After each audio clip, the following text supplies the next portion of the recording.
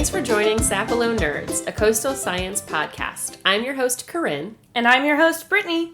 And we work at the National Estuarine Research Reserve, or NERR, on Sapelo Island, a Georgia barrier island. So I got this email the other day from a listener. Ooh, more hate mail? No, an actual question. Phil from Nehana asked, how does one get into coastal science? That seems like a pretty cool job. Well, Phil, that's a simple question, but it has a pretty complex answer. There's a lot of different pathways to get to coastal science, and after all, there's a lot of different jobs in coastal science and involved with coastal science. Luckily, we were able to send Brittany on location to scout some fellow nerds to help us answer this. Every year, the National Estuarine Research Reserves, or NERRs, and the National Oceanic and Atmospheric Administration's Office for Coastal Management, or OCM, have an annual meeting. People from all across the U.S. who work at the reserves come together to discuss current progress and future goals. Yeah, I visited the Jacques Cousteau National Estuarine Research Reserve in Galloway, New Jersey, with a few other signer staff. And I was amazed to hear how unique everyone's answers were to Phil's question, but still they all felt so similar. Some people just felt called to be here. Hi, my name is Marissa. I am at the Rookery Bay National Estuarine Research Reserve in Naples, Florida. I actually started working in the marine environment field because of two really different but beautiful reasons. The first one was I actually learned what the Latin translation of my name Marissa means, which is of the sea. And my middle name is Brooke without the E, so representing a stream. So where we have the seas and the streams meet one another does happen to depict an estuary. So I'm actually fulfilling my purpose at working at an estuary. But it also kind of was enlightening to go on a field trip when I was in high school to this beautiful island where you got to see shorebirds and these beautiful coastal system interactions, which I later found out to be Keewaydin Island in the Rookery Bay National Estuarine Research Reserve. Field trip and other educational experiences seem to be a theme.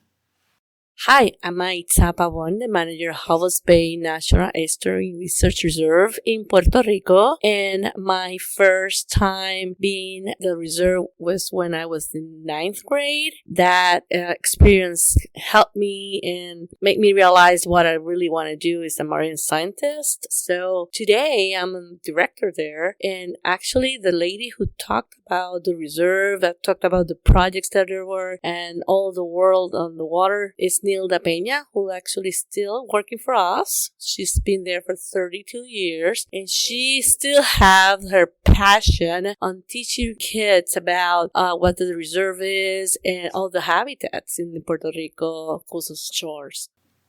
Even later educational experiences, like in college, helped to guide a lot of people towards coastal science. Hi, I'm Molly Yakino. I'm the research coordinator with the Delaware NERR, and we have two locations, one in Townsend, Delaware at the Blackbird Creek Reserve, and one in Dover, Delaware at the St. John's Reserve. And one of my favorite memories is my very first ever field day as a freshman in college was in the Wacoit Bay National Estuarine Research Reserve, and that was my first introduction to applied sciences. And of course, it didn't have to be a formal educational experience. I'm a big fan of informal education, since that's, my job, but some people connected to coastal science at summer camp. This is Caitlin Durr from the Ace Basin NERR, which is in Charleston, South Carolina. A story of a time that I was out on the estuary that really, I think, sparked my interest in being involved in coastal science and conservation is I went to a summer camp at the University of North Carolina at Wilmington when I was in middle school because I had an inkling that I might want to be involved in marine science, but sort of wanted to test it out. So I went to a camp there and they took us out on a boat. And for the very first time, I was able to do a plankton tow and some trawling and pull these things up in the net with my own hands. And that was, first of all, so exciting to me because people are always like, oh, you big, strong boys, come and pull this up. But I was like, I get to be a big, strong boy, but I'm not. I'm a big, strong girl. So that was super fun and empowering for me. But then just to see all the really cool critters in the net, I've always been a really curious person. I think that's what drives my interest in science and the outdoors. And so that really just set my soul on fire. Like started my passion for learning more about those creatures and being involved in this field. It was just the coolest thing ever. And that's why I'm where I am today. Hi, my name is Jen Rollin, and I'm with the Chesapeake Bay National Estuarine Research Reserve in Maryland. I started really early. I had a very transformational opportunity in middle school. So I'm a native Marylander, born and raised in Annapolis, Maryland, but I come from a family of indoor cats. So no experience growing up getting on the water, camping, anything like that. We're museum people. But in middle school, I went on a week-long summer camp with the Chesapeake Bay Foundation and learned all about the eutrophication cycle. And I was hooked. And since 6th grade on, I knew I wanted to do something with the Chesapeake Bay and to improve the water quality. And that's kind of how I got into it. So I have a soft spot in my heart for environmental education. Hi, I'm Julie Binns. I work at the Ace Basin Reserve, which is in South Carolina. And I'm Jess Kinsella. I'm the stewardship coordinator of the Ace Basin Reserve in South Carolina. I think what got me into coastal science is two things. One, a super awesome 5th grade science teacher, Mrs. Leonard, who made... Shout out to Mrs. Leonard. Shout out wherever you are, Mrs. Leonard. I don't know where you are. She made it fun. We did so many experiments. She made learning easy and really brought science to life for me. So 5th grade, I was really into it. Plus, a whole entire lifetime of spending summers at the Jersey Shore, on the beach, in the ocean. So Not too far where we are now. we are right now. Feels really nostalgic. Beaches, salt marshes, crabs, just the whole thing in the summer.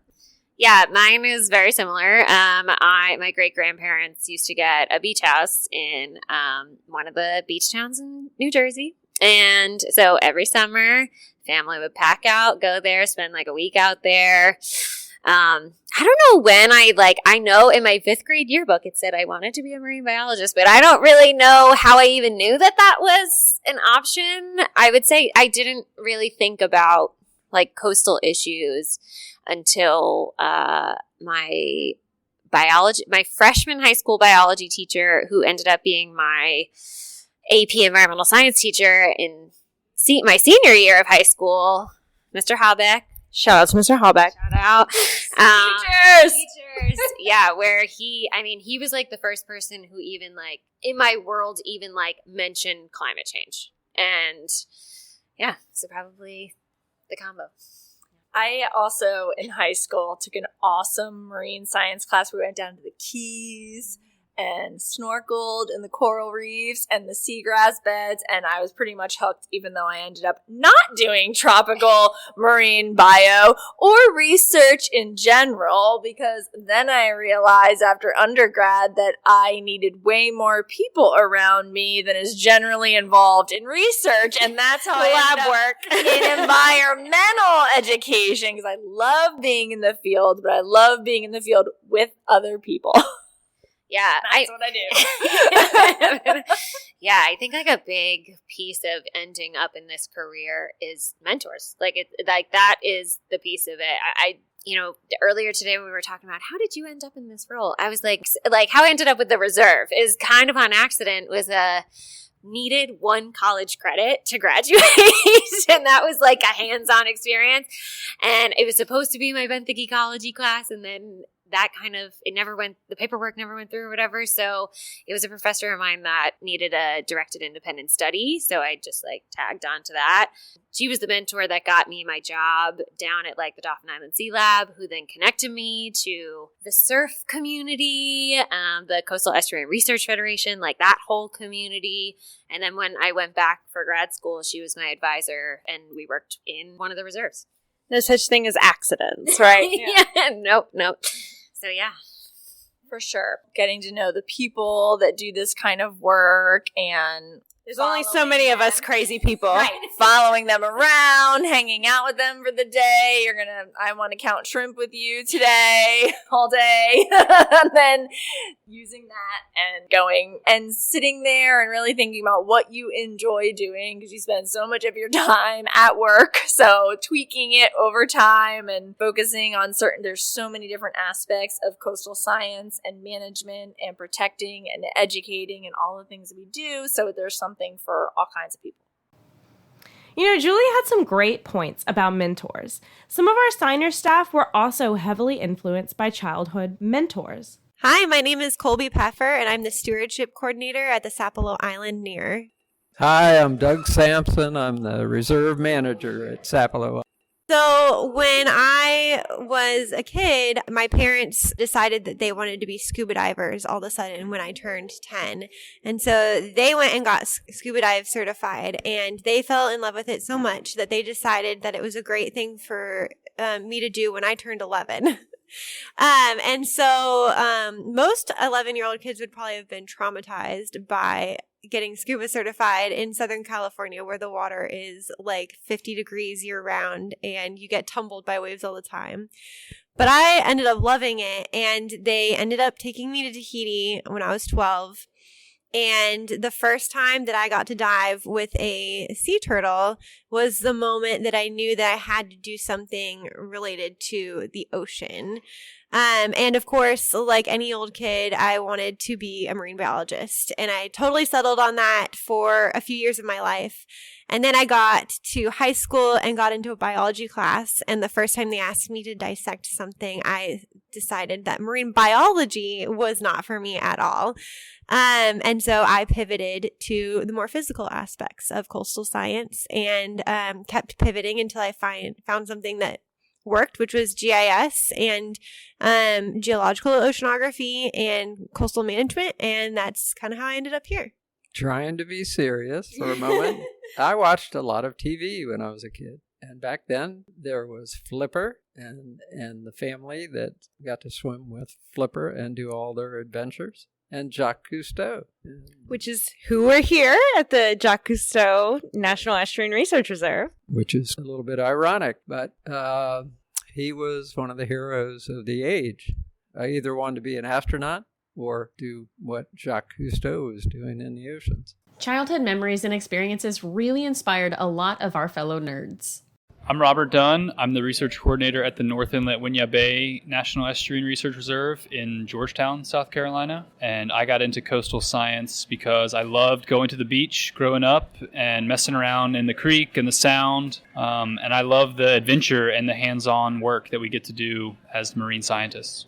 Hi, my name is Amanda Giacchetti. I work for the Great Bay Reserve in New Hampshire. I grew up on the ocean. I grew up near the ocean. My family was always on the water. My love for that grew into this beautiful work that I do now. Hi, I'm Mary. I'm with NOAA Office for Coastal Management in Charleston, South Carolina. Chris Kincaid, NOAA OCM in Woods Hole, Massachusetts. Hi, Erica Seiden, Office for Coastal Management in Washington, D.C. And I found marine science in a summer session at Duke Marine Lab and took an ecology and an oceanography class and got hooked. I was tromping through a marsh with my family as a kiddo, right? So 7, and got my boots completely sucked off by the bog monster, pulled off my feet, lost both of them, and it was the best thing ever. It smelled like eggs, and I had no shoes, and I had to walk back all the way to the car, and then got in with muddy feet. It was the best thing. It hooked me on marine science. Greatest smell. You can always remember that smell. Exactly. Right. Yes. That's a better story. Well, childhood memories are the best, and mine are of being at the shore and being amongst the reeds, being at the beach, being in the whole river to estuary to sea. And my dad was also a physical oceanographer and always talked about his scientific work and took me to his wave labs. And I was like, okay, I like this, but I'm not going to be a physicist. but I can be a biologist. Biology is a cool thing to be. It's not just the lesser physical it was just oceanographer. more interesting to me. The physics is easy. The biology is much more difficult. Environment and the people interacted versus the physical science part. I'm very much an icky, squishy person too. I like the icky, squishy things instead of the theoretical. Yeah. We always did vacations at the beach too, but it was more like sitting on the sand and watching the waves come in, and that's always been kind of a peaceful place the sights, for me. The sounds, the smells. I think that's a common thread. Peering in tide pools and seeing what was there and pulling out everything you could. Right. So Danny Boudreau, National Oceanic and Atmospheric Administration, and I work with the NERRs at the national level and in the Northeast out of Boston. Jake Thickman. I'm also with NOAA OCM, based out of the West Coast office in Oakland, California. Casey Ching with the Heiea National Oceanic Research Reserve, located in Heiea, Hawaii. So a memory of an estuary for me was growing up in Florida near the Indian River Lagoon. I have these very early memories of my dad sticking me in the little front compartment of a kayak and taking me around through like little mangrove stuff and like seeing ospreys in the distance. Very occasionally dolphins would come up, swim around the boat. And it's only really since I moved away from Florida that I like look back on that childhood experience as like a very unique thing that probably drew me to this field. Hard to top dolphins, that's for sure. So kind of like, I guess a little bit further out than our estuary in Kaneohe Bay, which is kind of the bay that borders our NERR. I used to go fishing with my grandpa, and he liked to spearfish and dive, so he used to take me with him, and I would be on this float with his dive flag on it, and he would kind of come to the surface and show me where he was going to point his spear at, and then I would put my goggles in the water, and he would dive down, and he would poke like a taco or an octopus, and I could see the ink come out of it, and it was just a really special time because I think out of everyone in my family, I really share this enjoyment for the ocean with my grandpa. So I still feel, even though he's passed away, I still feel very connected with him through my experience in the estuary and the ocean. Okay, so one of my favorite memories in an estuary actually happened on the coast of North Carolina, and it was in graduate school, and coastal communities can be pretty loud places. They're pretty populated. And we were taken out really far into this estuary. And I remember our professor saying, everybody be quiet and listen. And so we were all quiet and we listened very carefully. And he said, that is the sound of silence. Most of you probably have never heard it before. And so ever since then, I have absolutely loved estuaries. And even though I grew up in the mountains, the habitat just drew me in. And sometimes it seemed like childhood experiences helped people take another look at the habitats around them. Okay, this is Emily Kuzmick. I'm with the Oldham Creek National Estuarine Research Reserve, located in northern Ohio on the coast of Lake Erie.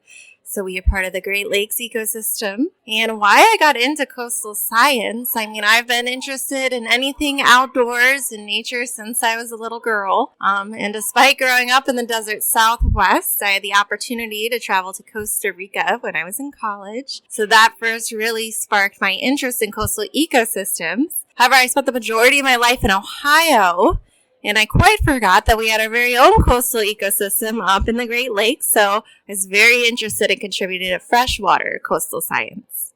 Emily's comment really resonates with us here in Georgia, a state with mountains, plains, and the coast. People don't often realize how connected all these ecosystems are. Hi, my name is Jeffrey Carter. I have been at the Rookery Bay National Estuarine Research Reserve for 15 years. For most of those 15 years, I was the stewardship coordinator, and now I am the new manager of the reserve. I would have to say that the reason I got into the work that I do originally is because I'm from South Georgia. I am a redneck from South Georgia. And Go Georgia! Go Dogs. And I grew up hunting and fishing and canoeing out in the Okefenokee Swamp and over on the Georgia coast. And it was my parents that got me into that whole lifestyle when I was very young, from when I was just little on. And that was really what instilled in me a love of the outdoors and care of all the living things that are out there. Even though I was a hunter, hunting is really something that instilled in me a connection to Mother Nature and also to care about it. So, hunting sometimes gets a bad rap, but I'm proof that it leads to really good things. And almost all the people that I grew up with hunting were people that really cared about Mother Nature. And some people's inspiration for coastal science and conservation is much more straightforward.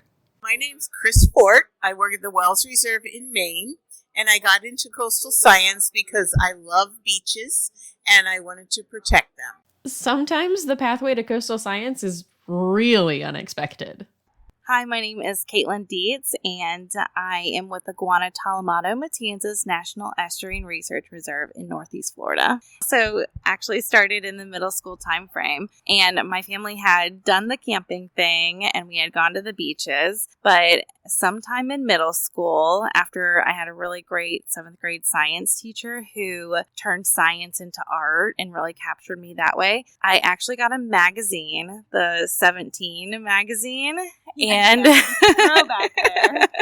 And there was a quiz in there that was a "So you want to be a marine biologist" quiz. And the picture had like a dolphin trainer on it. That is probably the most unique one I've heard this whole time. 17 magazine is responsible for me being a biologist. You get inspiration in the randomest places. I love it. And I took the quiz and I said, yep, this is exactly what I'm going to do with my life. And I kept that quiz with me like all the way through undergrad and graduate school. Thank you for listening. And you thought we were just going to end on some touchy-feely stuff. Nope. Joke time.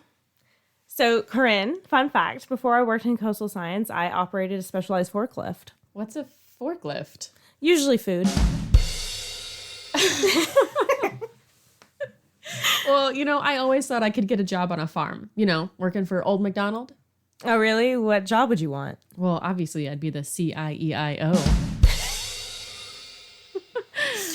Thank you for listening to Sapelo Nerds, a coastal science podcast brought to you by the Sapelo Island National Estuarine Research Reserve. Please check back for more episodes released each month. And we really need reviews, so, leave us a couple of good ones. Really good ones. And that's the Sapelo Sound.